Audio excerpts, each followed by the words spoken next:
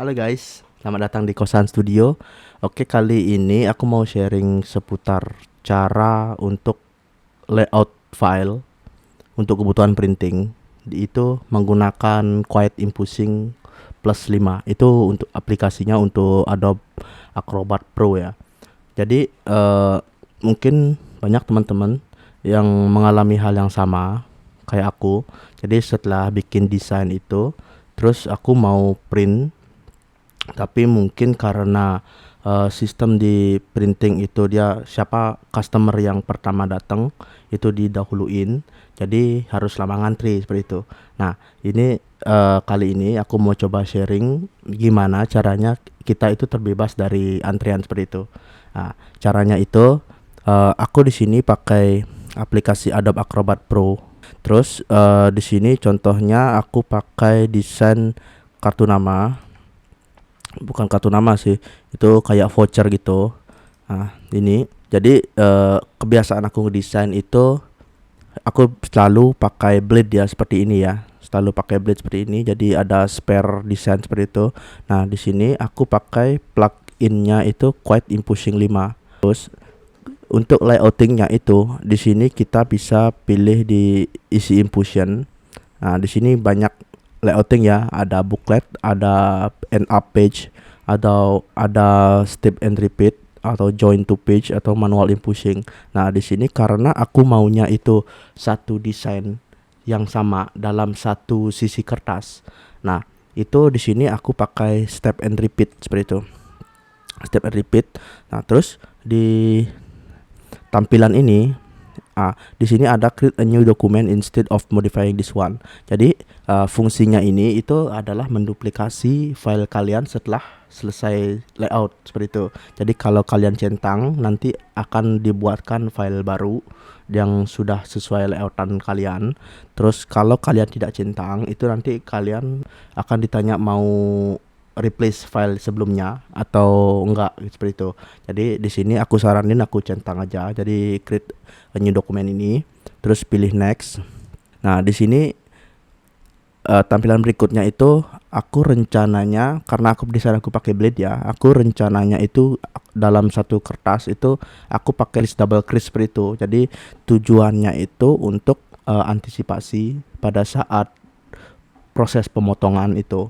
Jadi antisipasinya itu, misalkan kalian saat proses pemotongan itu ada space putih yang nggak kena tinta seperti itu. Nah, jadi kan kesannya nggak bagus ya. Kan kesannya nggak bagus. Jadi ya aku antisipasi seperti itu. Makanya aku isi blade, dan di sini aku pakai 0,3 mili aja. Jadi jaraknya nggak terlalu jauh dan sisa kertasnya nggak terlalu banyak kebuang seperti itu. Jadi di sini 0,3, dan aku di sini pasang crop marknya. Tujuannya itu buat mempermudah saat proses pemotongan. Jadi tukang potong tahu, oh ini potong di sini, ini potong di sini seperti itu. Jadi pilih next. Untuk size and shape offset ini, nah, untuk size ini size kertas atau layout, ukuran layout kalian nantinya. Misalkan nih umumnya printing itu kan dia punya kertasnya itu 32 kali 48 cm. Itu ukuran kertas ya, bukan ukuran area printnya. Jadi seperti itu. Jadi di sini aku mau sesuaikan ke ukuran printnya. Jadi nggak nggak beresiko lah untuk file kalian. Misalkan nih kalian file kalian itu dalam satu kertas 32 kali 48 itu setelah layout file kalian itu punya sedikit spare. Jadi resikonya itu dia pada saat print itu kepotong area print, kan nggak bagus juga ya kelihatannya. Jadi di sini aku pilih more choice, aku bikin ukuran baru, define a new custom size ini, terus next. Nah, di sini aku pakai 31 kali 46. Ini ukuran paling aman sih menurut aku ya. Jadi untuk name ini opsional, kalian bisa isi atau nggak apa-apa. Di sini nggak usah isi, nggak apa-apa. Oke, terus pilih oke. Nah, yang di bawahnya ini adalah orientasi dari kertasnya itu. Jadi ada tall ini portrait, wide ini landscape, dan aku saranin pakai best fit. Best fit ini dia layoutan kalian itu akan disesuaikan dengan orientasi kertasnya seperti itu.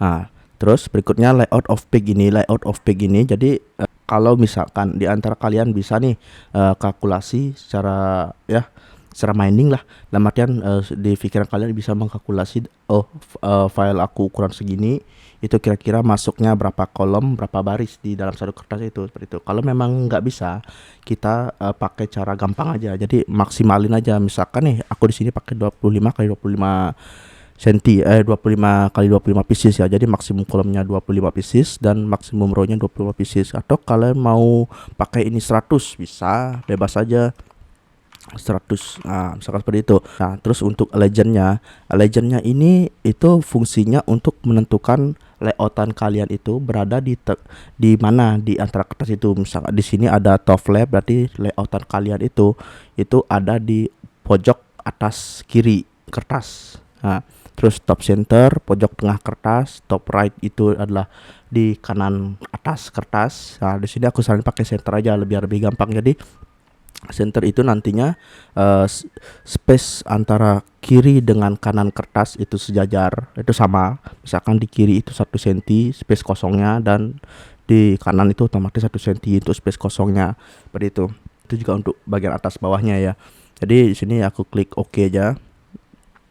Nah, terus layout di sini. Nah, ini adalah kalkulasi otomatisnya dari sistem. Jadi misalkan nih, kalau balik lagi ke misalkan kita pakai tol ini ya. Nah, tol ini adalah 3 kolom kali 7 row.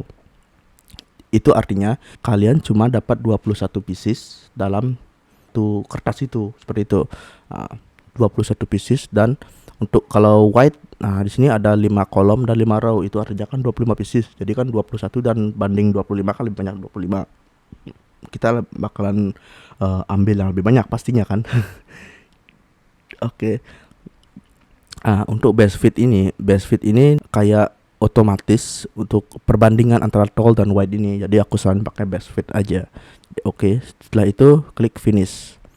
Setelah klik finish itu kalian bakalan ditanyain seperti ini. Jadi karena desain aku pakai blade seperti ini, ada lebihan desain ini, aku pilih yang use the blade information to impose, seperti itu.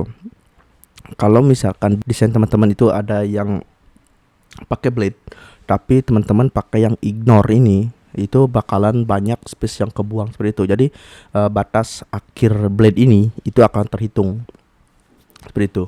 Jadi di sini aku pilih use the blade information to impose, pilih OK. Tunggu beberapa detik. Nah, jadi hasil akhirnya itu seperti ini gitu. Jadi aku coba zoom. Nah, seperti ini. Ada 2 blade dan di tengah-tengah ini nggak putih gitu loh. Jadi untuk antisipasi saat proses pemotongan, kalau misalkan motongnya itu meleset entah 1 mili atau ya paling banyak sih 1 mili ya. Kalau lebih dari itu udah keterlaluan sih namanya. 1 mili itu jadi nggak kelihatan putih gitu. Jadi nggak kelihatan kayak ada apa namanya, nggak rapi gitu motongnya gitu, seperti itu. Nah, kalau udah seperti ini kalian simpan, dan file ini yang kalian bawa ke printing gitu. Jadi setelah di printing kalian bilang aja ini aku bawa file siap print, seperti itu. Biasanya sih nggak ngantre ya.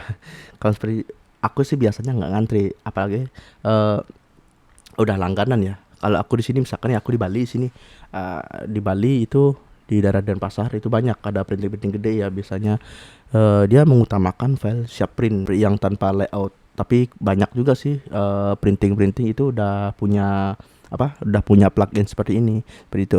Jadi ini bisa kalian save, itu bisa caranya dengan klik tombol save ini, atau kalian bisa close ini dan save. Nah, di sini bisa kalian pilih directory untuk simpannya. Misalkan aku rename di sini adalah